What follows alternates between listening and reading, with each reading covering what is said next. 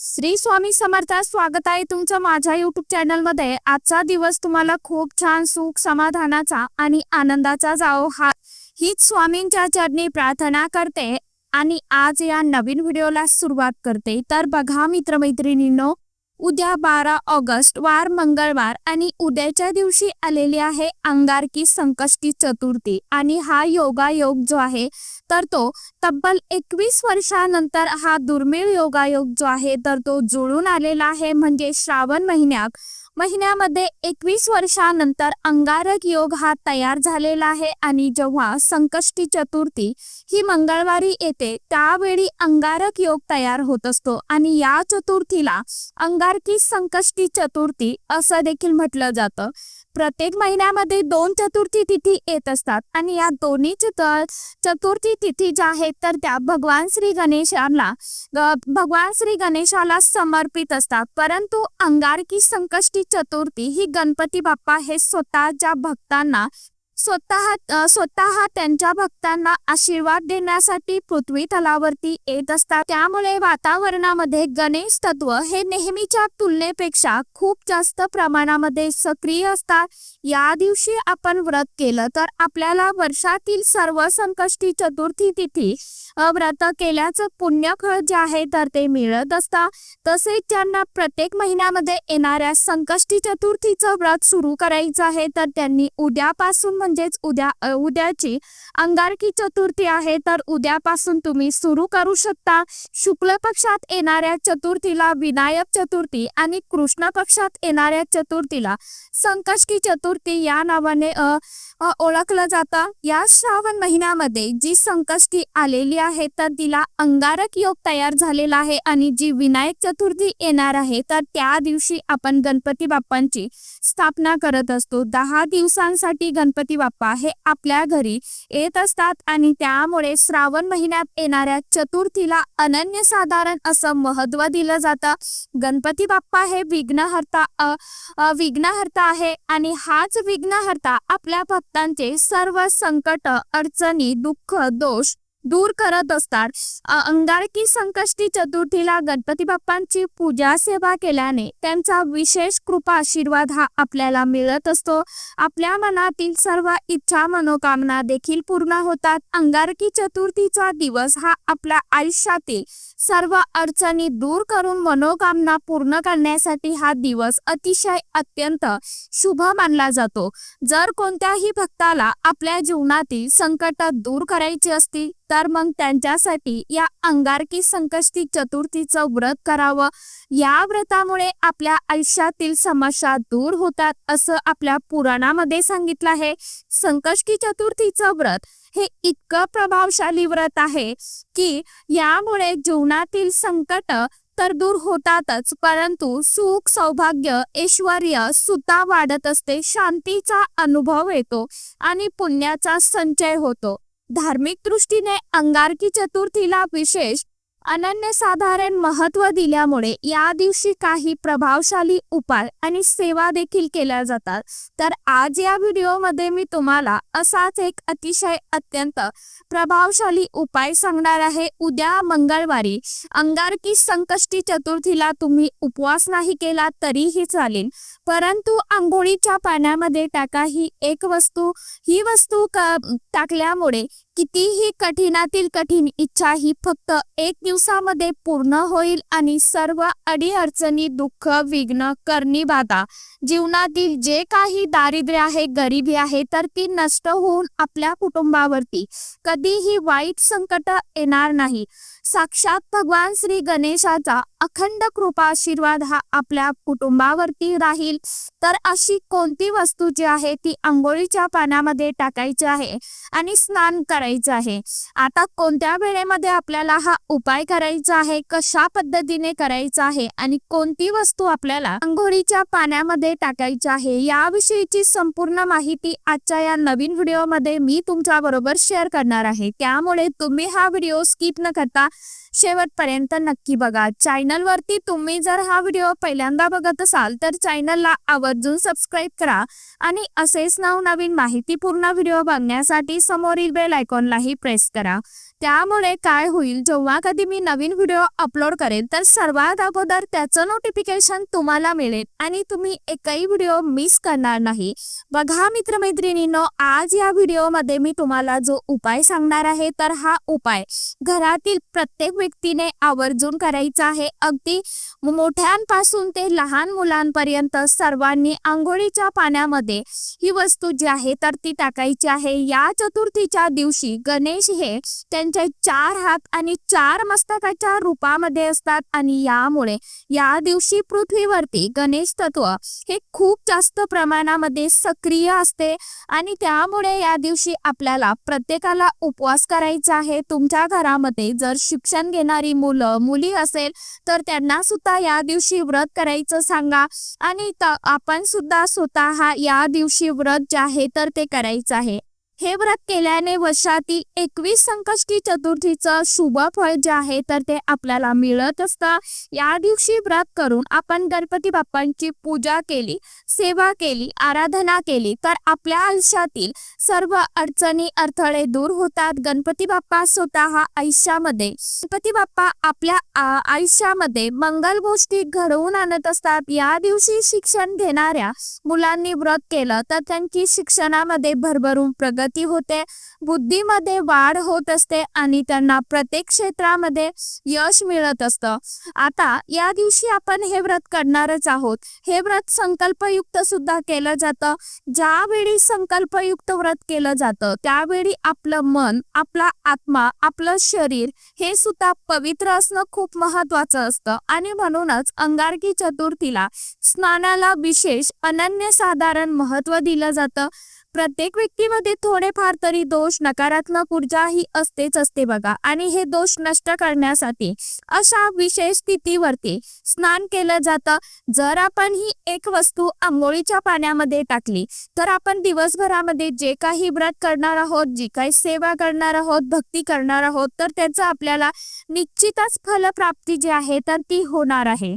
जर आपल्यामध्ये काही दोष असेल, नकारात्मक ऊर्जा असेल आपल्यामध्ये तर आपल्याला अनेक समस्यांना सामोरं जावं लागत असतं. जसं की आपल्याला कोणत्याही कामामध्ये यश मिळत नाही, सतत कोणतंही काम हाती घेतलं तर अडथळे येतात, आपली कोणतीही इच्छा मनोकामना पूर्ण होत नाही, खूप प्रयत्न करूनही आपल्याला सतत अपयशांचा सामना जो आहे तर तो करावा लागतो किंवा सतत आर्थिक अडचणी, चणचण आपल्याला पैशाची भासत असते.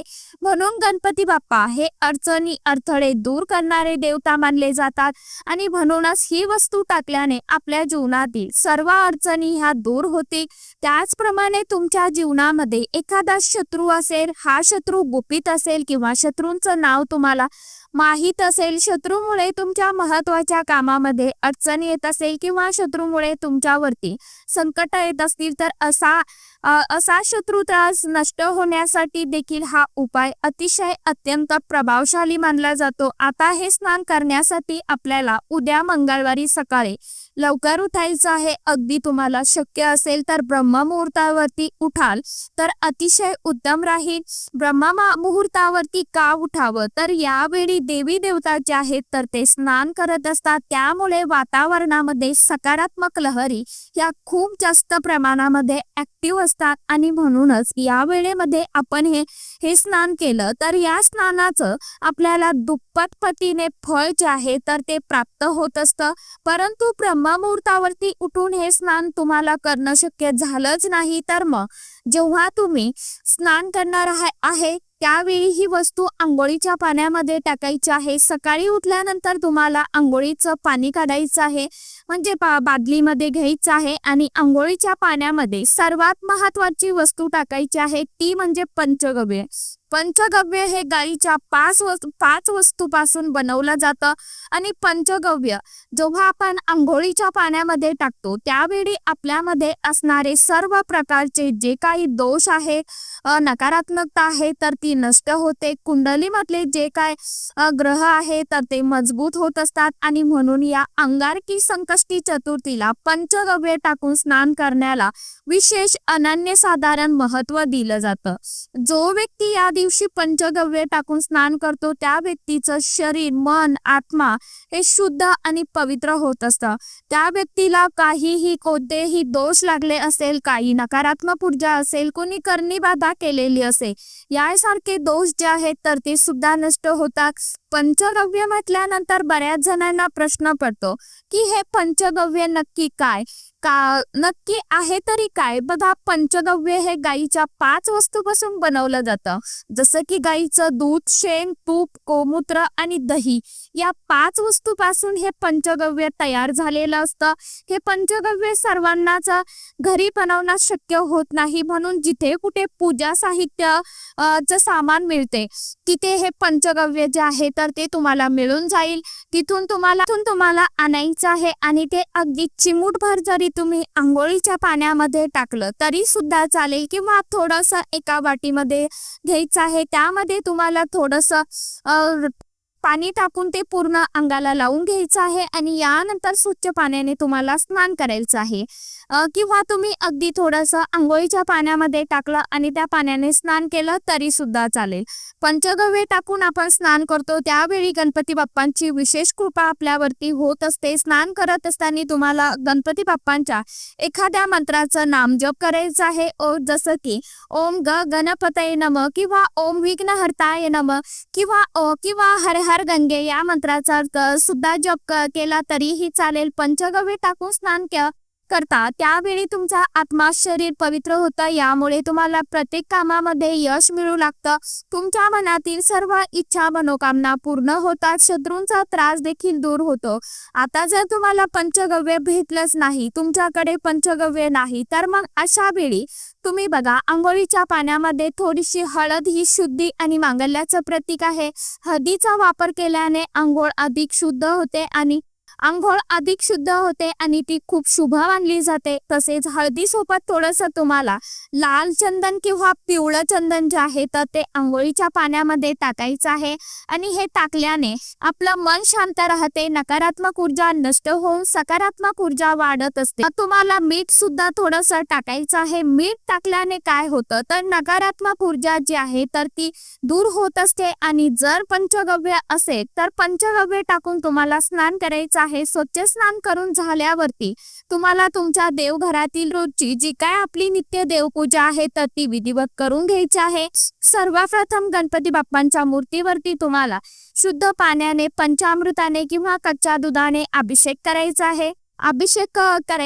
आणि बाप्पांना अभिषेक केलेलं जे पाणी असणार आहे ते किंवा पंचामृत असणार आहे तर ते घरामध्ये सर्वांनी थोडं थोडं अगदी तीर्थ म्हणून ग्रहण करायचं आहे. त्यामध्ये बाप्पांचा आशीर्वाद असतो. यामुळे बाप्पा आपल्यावरती प्रसन्न होतात आणि मुलांच्या बुद्धीमध्ये सुद्धा फरक जाणवतो. यानंतर बाप्पांना प्रिय असणाऱ्या वस्तू अर्पण करायच्या आहेत, जसं की दुर्वा असेल, लाल जास्वंदीचं फूल असेल किंवा गुलाबाचं लाल फूल असे हे अर्पण करायचं आहे. अखंड अक्षदा अर्पण करायचं आहे. गुळ खोबऱ्याचा नैवेद्य अर्पण करायचा आहे. मोदक, लाडू देखील करू शकता अर्पण तुम्ही आणि बाप्पांना अर्पण करू शकता. त्याचबरोबर या दिवशी तुम्हाला गणपती बाप्पांच्या मंदिरामध्ये आवर्जून जायचं आहे. जाताना 21 दुर्वा आणि 1 मुठभर मसूर डाळ घेऊन जायची आहे. या दिवशी जर मुठभर डाळ अर्पण केली तर आपल्याला प्रत्येक कामामध्ये यश मिळत असते.